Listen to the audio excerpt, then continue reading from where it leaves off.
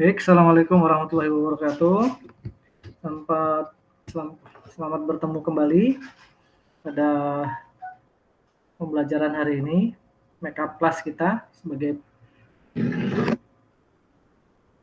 hari ini melanjutkan materi yang kemarin terputus dari kita semua yang temanya adalah negara hukum dan hak asasi manusia. Kita lanjutkan ke bagian hak asasi manusia. Sebagaimana setelah kita sampaikan kemarin bahwa negara Indonesia adalah negara hukum secara konsep yang berlandaskan kepada Pancasila dan Undang-Undang Dasar 45. Negara hukum dalam pengertian bahwa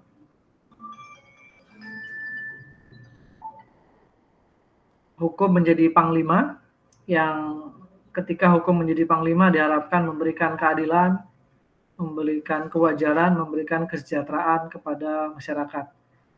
Pertemuan yang lalu juga kita telah memberi contoh tentang bagaimana hukum mengatur segala aspek kehidupan kita dalam bernegara, bermasyarakat, hubungan interpersonal.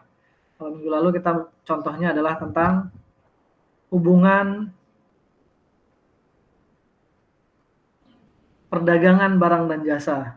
Negara mengatur aturan main, bagaimana kita berinteraksi, berdagang, berjualan di negara kita. Ada Komisi Pengawas Persaingan Usaha, KPPU, yang mengawasi itu semua. Ada institusi, ada perangkat-perangkat hukum yang telah disusun untuk menegakkan aturan-aturan yang sudah berlaku. Dan mudah-mudahan ke depan Indonesia benar-benar menjadi negara hukum, Rechtsstaat atau rule of law. Ada supremasi hukum di Indonesia. Hari ini kita lanjutkan dengan materi hak asasi manusia yang ya mungkin kita semua sudah tahu tentang hak asasi manusia yang dari kecil sampai besar sudah kita ketahui. Secara umum kemarin sudah kita bahas hak asasi manusia itu apa saja, ya kan? Hak asasi manusia itu ada mencakup hak sipil, mencakup hak politik. Seperti apa? Seperti hak hidup, ya kan? Hak kebebasan berekspresi. Selain itu ada juga hak sosial, ada hak budaya, hak ekonomi. Termasuk di dalamnya hak untuk berpartisipasi dalam kebudayaan, hak untuk pangan, hak untuk bekerja, hak untuk pendidikan. Nah, di sana beberapa. Nah, ini akan kita bahas lebih detail, mungkin di penjelasan pada slide PowerPoint ini.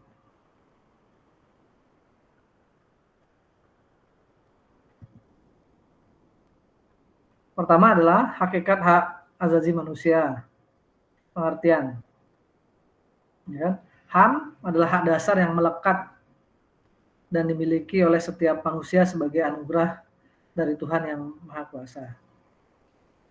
Hak dasar yang dibawa oleh manusia sejak lahir, yang pada esensinya merupakan anugerah dari Allah Subhanahu wa Ta'ala.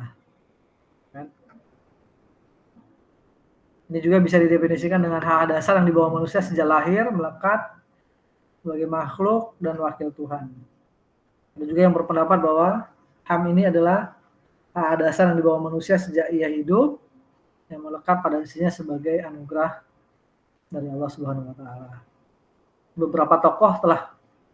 Beberapa ahli filsafat telah memberikan definisi-definisi ini. Ada satu dari Mustafa Kamal Fasa, ada Al-Ghazali, tokoh-tokoh yang lain. Intinya bahwa apa yang semenjak kita lahir di muka bumi dalam keadaan fitrah, kita sudah mempunyai hak yang melekat pada diri kita. Tuhan, Allah Subhanahu wa Ta'ala, memberikan kepada kita itu semua sebagai sebuah anugerah. Apa itu? Ya seperti yang tadi saya sebutkan, ada hak untuk hidup, hak pangan, hak ekonomi, dan sebagainya. Landasannya adalah pengakuan HAM ini adalah pertama landasan, ya memang ini bagian dari kodrat manusia. Setiap manusia pasti menginginkan kehidupan yang nyaman, kehidupan yang sejahtera, kehidupan yang berkeadilan, hak-haknya diberikan, punya kebebasan, memilih dan dipilih, dan sebagainya. Itu sudah menjadi kodrat manusia. Tidak ada seorang pun manusia di muka bumi ini yang ingin mati, kecuali dia tidak sehat. Nah, orang bunuh diri kan tidak sehat. Dilarang oleh agama. Secara umum walaupun dia mengatakan ingin mati, bahwa sebenarnya dia tetap takut mati. Nah, kodrat manusia ya ingin hidup, ingin sekolah, ya kan, secara umum. Adapun misalnya ada orang-orang terlantar di pinggir jalan, pang dan sebagainya yang tidak sekolah, itu menjadi kewajiban negara. Negara harus membuat regulasi, DPR harus membuat regulasi, pemerintah harus membuat regulasi bagaimana mengcover mereka semua agar mendapatkan hak untuk sekolah, berpendidikan, hak untuk bekerja, dan sebagainya. Nah, ini kodrat manusia. Yang ya perlu diatur memang. Yang kedua landasannya adalah semuanya diciptakan sama kecuali amalnya. Kita mempunyai hak asasi manusia, tapi ingat, hak asasi manusia kita itu dibatasi oleh hak orang lain. Kita punya hak kebebasan berpendapat, hak bersuara,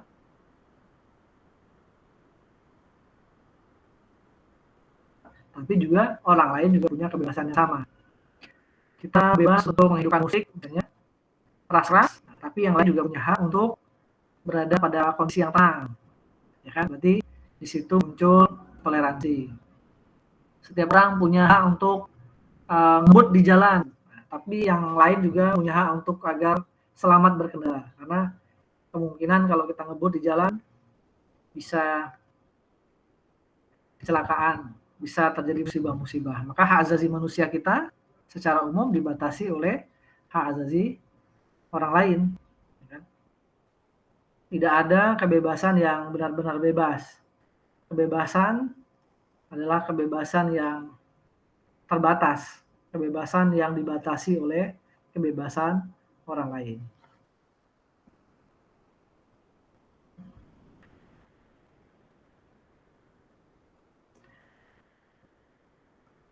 HAM menurut John Locke tahun 1632, 1704 merupakan natural right, atau dalam bahasa lainnya pengertiannya adalah hak-hak alamiah manusia. Natural right, ini hak alamiah, natural. Apa itu natural? Maksudnya ya hak untuk hidup, hak untuk merdeka. Karena zaman dulu, kalau ada yang baca sejarah di Afrika Selatan, mungkin ada yang tahu Nelson Mandela, bangsa kulit hitam dirampas haknya, ya kan, dijadikan budak. Makanya ada istilah apartheid di sana. Makanya Nelson Mandela sempat menjadi pahlawan, ya kan, di Afrika Selatan karena menggelorakan kebebasan, melawan apartheid. Orang kulit putih menindas orang-orang kulit hitam. Kulit hitam dianggap sebagai budak dan orang kulit putih dianggap sebagai majikan. Nah, di sini juga ada right of man, human right, menurut Eleanor Roosevelt. Hak asasi manusia juga dalam piagam PBB tentang Deklarasi Universal of Human Rights tahun 1948 memunculkan beberapa poin, ada 9 poin yang muncul dalam Deklarasi Universal of Human Rights piagam PBB. Yang pertama ada hak berpikir dan mengeluarkan pendapat. Yang kedua ada hak untuk memiliki sesuatu. Ya, kita diberi kebebasan untuk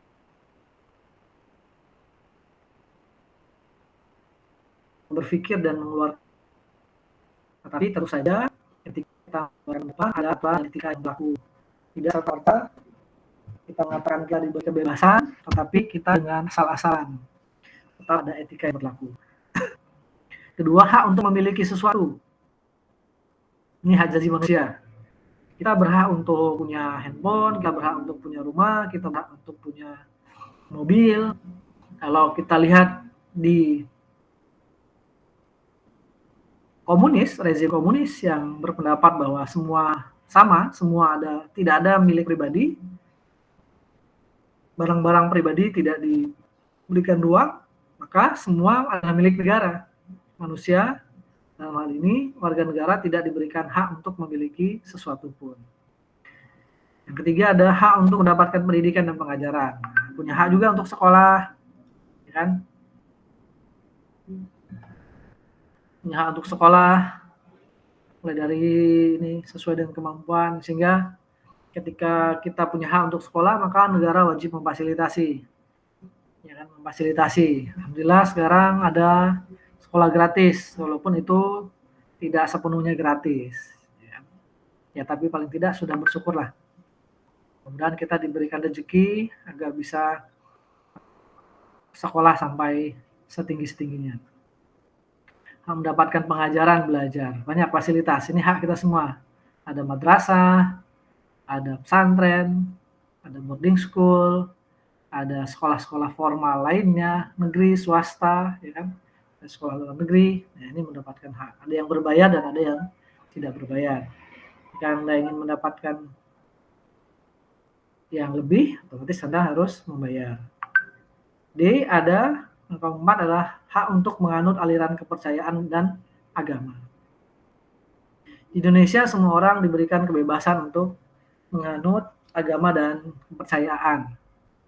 Mau agamanya apa, secara umum bebas di Indonesia. Ya kan? Asal tidak menyinggung agama lain. Ya kan? Agama yang sudah ada. Dulu yang diakuin di Indonesia ada 5 agama, ya kan, oleh pemerintah. Sekarang bertambah, Konghucu, ya kan, diakui.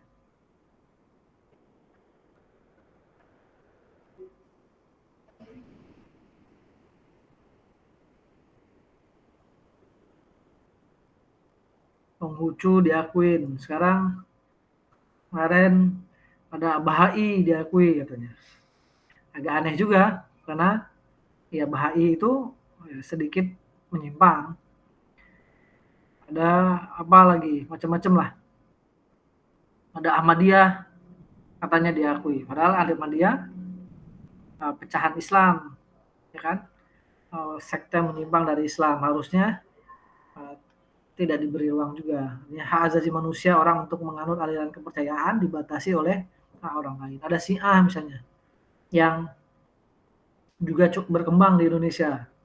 Harusnya ini punya hak memang orang mereka, ya silahkan. Tapi tidak boleh mengganggu aliran kepercayaan yang lain. Karena Syiah itu banyak menyinggung orang-orang Islam pada umumnya. Tapi nanti silahkan baca lebih detailnya ini. Berikutnya adalah hak untuk hidup. Kita diberi ruang, kebebasan, hak untuk hidup. Jadi ketika seseorang hak hidupnya dirampas oleh orang lain, dia bisa menuntut ke pengadilan.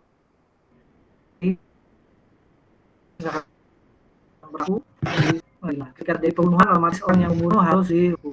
Ketika jadi pengancaman dengan senjata tajam karena itu mengancam hak hidup, maka itu harus dihukum.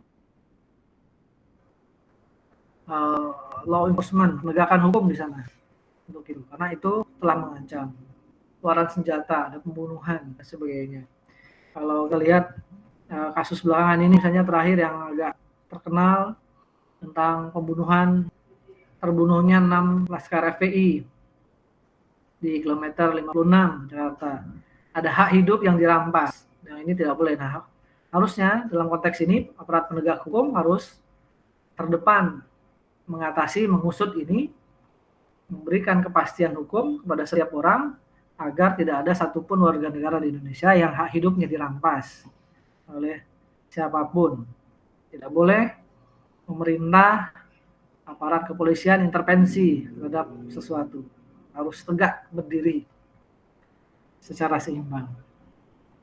Ada hak untuk kemerdekaan hidup, dan juga hak untuk memperoleh nama baik setiap orang, tidak boleh dicemarkan. Ketika nama kita dicemarkan, otomatis kita bisa menuntut. Ya, karena hak kita untuk memperoleh nama baik. Hak untuk memperoleh pekerjaan, makanya pemerintah juga berkewajiban nih. Nah, kita punya hak ya yang memberikan, yang mempunyai kewajiban untuk memberikan pekerjaan yang layak, ya pemerintah. Caranya apa? Upgrading, peningkatan. Fasilitas pendidikan sudah disiapkan oleh pemerintah, silakan diakses. Ada balai latihan kerja, BLK, ada pelatihan-pelatihan, ada lembaga latihan kerja, itu pemerintah siapkan. Itu. Tinggal regulasi yang mendukung. Ini seperti yang kita lakukan hari ini. Itu harusnya itu menjadi tugas pemerintah.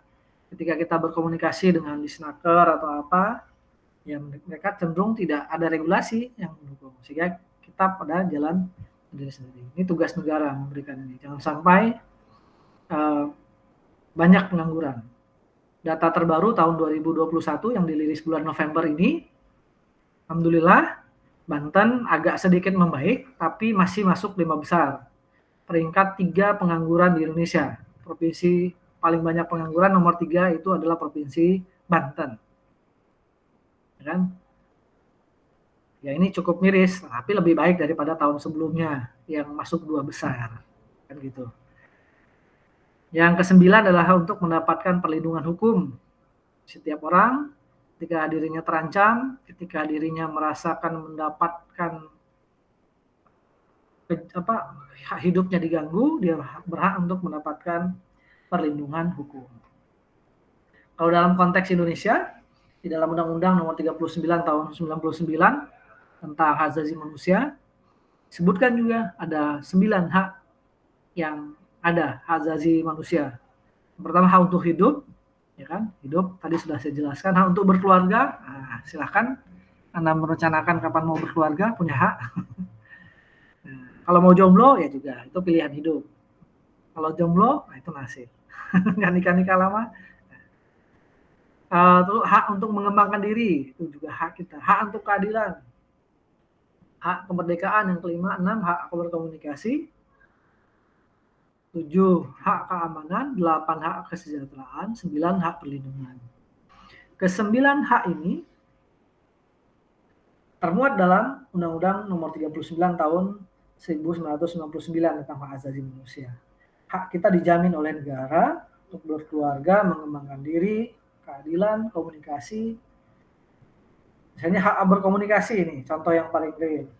Dulu harga pulsa handphone mahal.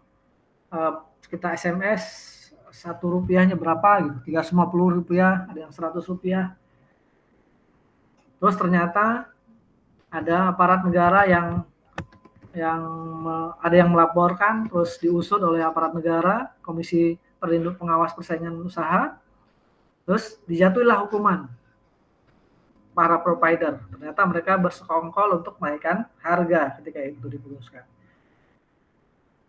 Hanya sekarang persaingan harga relatif tinggi, ada yang marginnya jauh, ada murah, ada yang murah, sampai perang harga. Ya silakan aja, karena ini memang hak kita untuk mendapatkan hak untuk berkomunikasi. Berkomunikasi menggunakan apa? Menggunakan handphone, menggunakan internet, fasilitas yang ada.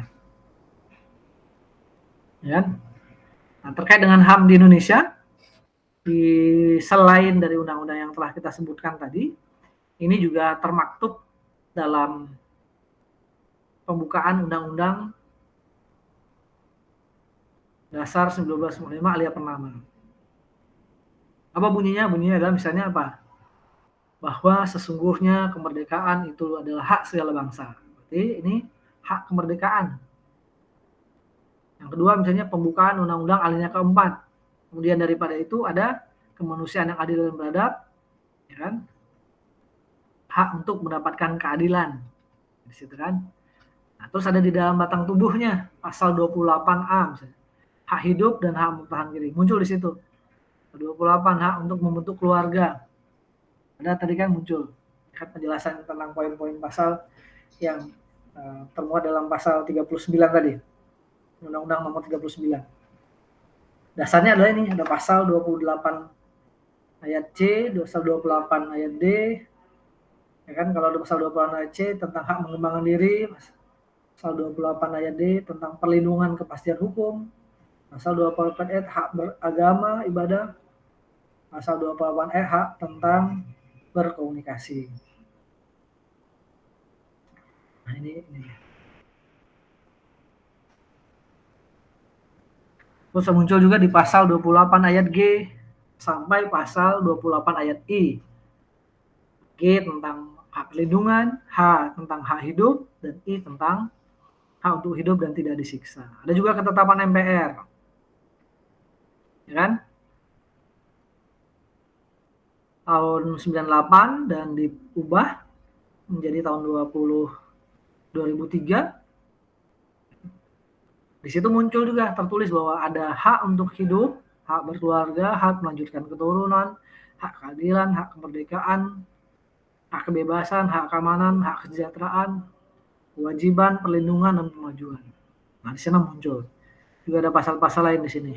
Dalam Undang-Undang 39 nomor 39 tahun 99 tentang hak asasi manusia. Dan ada Undang-Undang nomor 26 tahun 2000 tentang pengadilan HAM.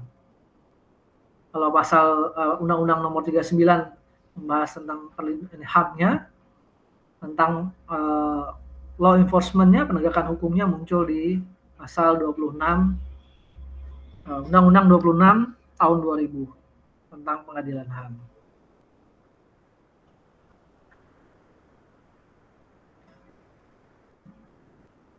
Bahasa Indonesia untuk penegakan hukum ini ada beberapa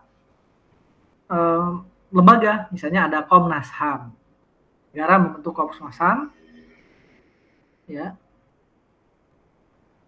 sejak tahun 1993. Apa itu Komnas HAM? Ini adalah lembaga yang mandiri, dia berkedudukan setingkat lembaga negara lain. Fungsinya apa? Fungsinya untuk mengkaji, meneliti, memberikan penyuluhan, memberikan pemantauan, dan memediasi hak asasi manusia. Seperti misalnya waktu itu kasus terbunuhnya 6 laskar SPI di Jakarta, ketika itu langsung ada tim pencari fakta turun yang melibatkan Komnas HAM. Ada beberapa rekomendasi yang muncul yang diberikan oleh Komnas HAM. Tujuannya apa? Tujuannya untuk mengembangkan kondisi yang kondusif dalam pelaksanaan HAM, ya kan? Sesuai dengan Pancasila, Undang-Undang Dasar, Piagam PBB, sesuai dengan aturan-aturan hukum yang berlaku di Indonesia maupun di dunia. Yang kedua, Komnas HAM untuk mengkaji, meneliti, menyuluh, pemantauan, dan ada pengadilan HAM. Pengadilan HAM ini berdiri atas didasarkan pada Undang-Undang nomor 26 tahun 2000 tentang pengadilan HAM. Apa ini? Pengadilan ini khusus di lingkungan pengadilan umum, berkedudukan di kabupaten kota, kan? Dia khusus bertugas untuk memeriksa, memutus pelanggaran HAM berat, termasuk di luar batas teritorial wilayah Republik Indonesia. Pengadilan HAM ini hanya dilakukan jika ada pelanggaran HAM berat. Pelanggaran HAM berat itu dari mana munculnya? Dari rekomendasi Komisi Nasional Hak Asasi Manusia, Komnas HAM. Memberikan rekomendasi muncul pelanggaran berat, terus disidang di pengadilan HAM, berikan keputusan. Ada lagi juga pengadilan HAM, tapi ad hoc. Gimana caranya? Ini dibentuk atas usul DPR, bisa dengan komisi. Ya kan? Tapi ad hoc ini berdiri sebelum tahun 2006.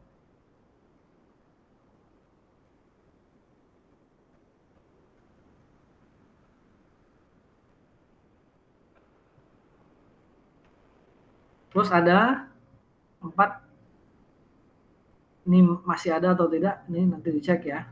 Ada Komisi Kebenaran dan Rekonsiliasi.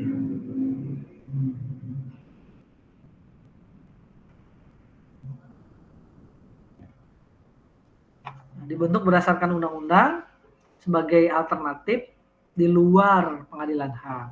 Siapa tahu ada perdamaian. Karena Indonesia mengedepankan perdamaian.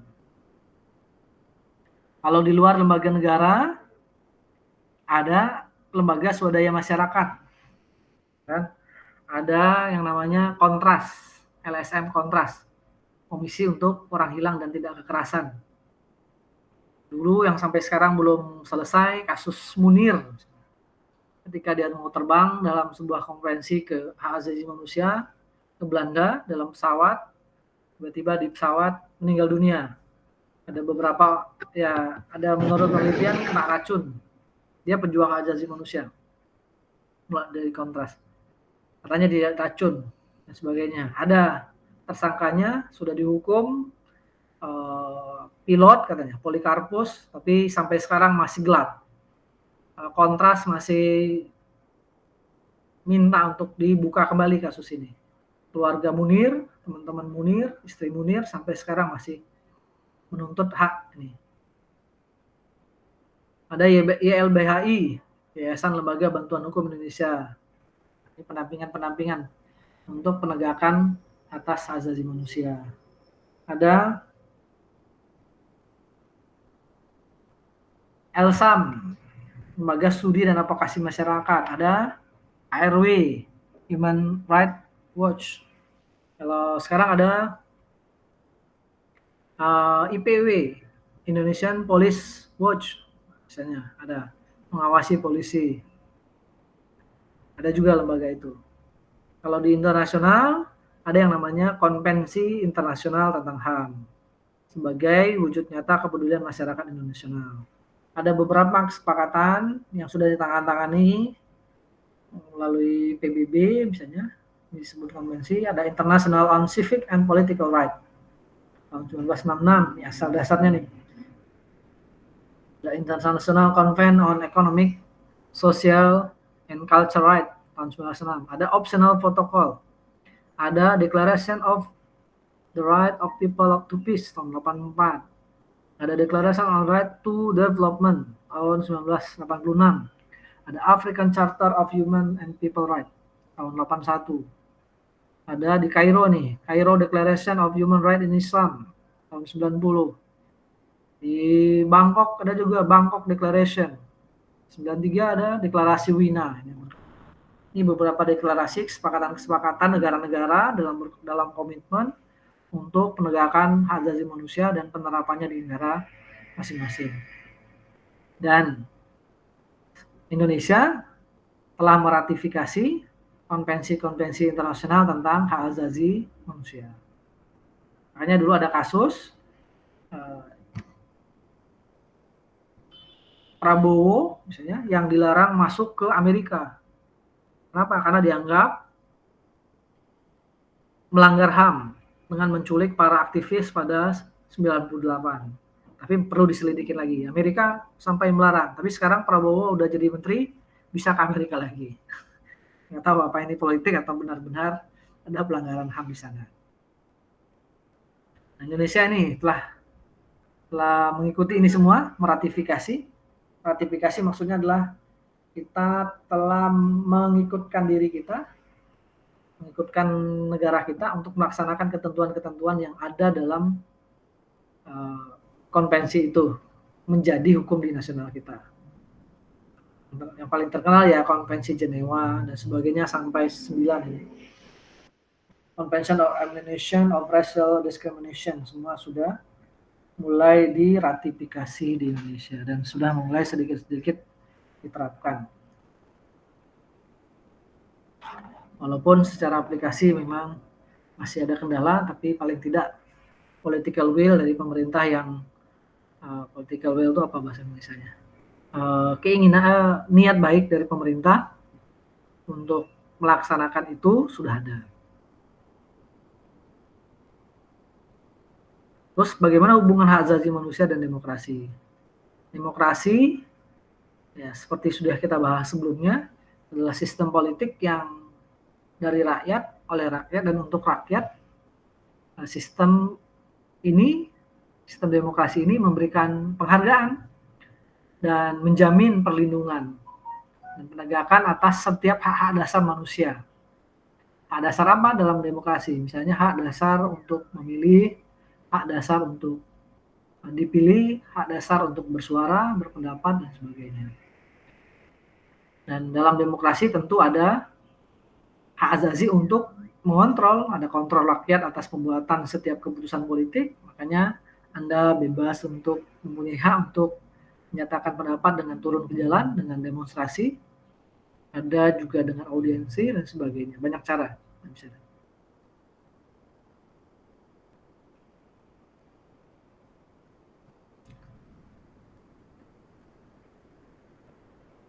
Di sini bisa dibaca, ada unsur pokok pemerintahan dan demokrasi adalah pengakuan atas HAM. Sehingga keinginan negara untuk menegakkan demokrasi harus dimulai dengan ratifikasi aturan-aturan HAM yang berlaku di secara internasional. Aturan HAM ini jika telah ditegakkan, maka demokrasi bisa dijalankan. Untuk membangun hubungan-hubungan internasional dengan negara-negara lain, jika kita belum meratifikasi konvensi-konvensi internasional, maka kita tidak bisa. Tapi karena kita sudah mulai meratifikasi itu semua, bisa. Sekarang kita lagi sibuk isu internasional sekarang tentang climate change, tentang perubahan iklim. Indonesia sudah mulai membuat aturan-aturan untuk meratifikasi tentang konvensi internasional, konvensi PBB tentang perubahan iklim. Ya kan? Nah, jadi ketika kita telah meratifikasi konvensi-konvensi internasional tentang hak asasi manusia, jika terjadi pelanggaran demokrasi, jika terjadi pelanggaran HAM, maka sebetulnya itu bukan urusan internal satu negara saja. Bisa saja nanti PBB menurunkan tim pencari fakta untuk menyelidiki kasus tersebut. Seperti yang terjadi di Myanmar misalnya. Etnis Rohingya yang dibantai oleh tentara Myanmar. Turun tim dari PBB. Walaupun itu berat, ya kan? Masuknya, dihalangi dan sebagainya. Ya kan? Bantuan internasional turun. Karena ketika terjadi pelanggaran HAM itu bukan cuma urusan internal sebuah negara, tapi itu sudah menjadi urusan bersama masyarakat dunia. Mungkin itu yang dapat saya sampaikan. Ada beberapa, ini saya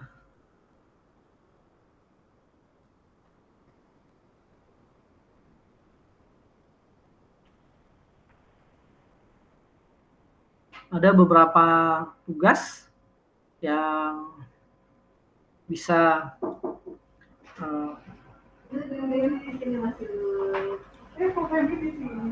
ya, bisa kita kerjakan. Anda silahkan membuat resume tentang asasi manusia, boleh diketik, boleh ditulis tangan, tetapi dikumpul langsung ke saya. Karena yang minggu lalu sudah saya terima, kelihatan kan?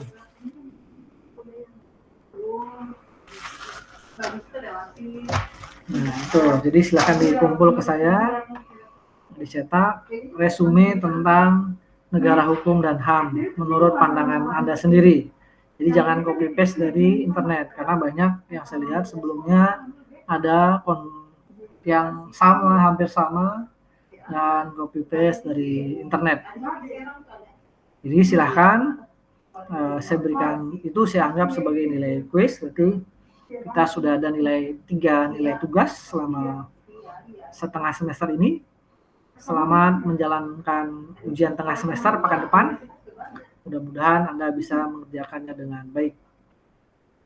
Lebih dan kurang mohon maaf. Apabila ada pertanyaan boleh di japri ke saya. Jadi untuk kuis yang ini tidak ada yang mengirimkan melalui email, karena langsung saya minta untuk datang ke kampus. Caranya gimana itu terserah Anda.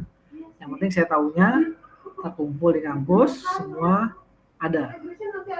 Mungkin itu untuk hari ini kita cukupkan atas ini mengatasi adanya, dan tugas ini dikumpul paling lambat hari Selasa depan. Silakan diletakkan di meja saya agar penting bisa diinput sebagai nilai kita semua. Demikian, saya ucapkan terima kasih. Selamat bertugas. Video ini bisa ditonton kapan saja, minimal sampai Selasa depan sudah dikumpul setiap tugasnya. Terima kasih. Assalamualaikum warahmatullahi wabarakatuh.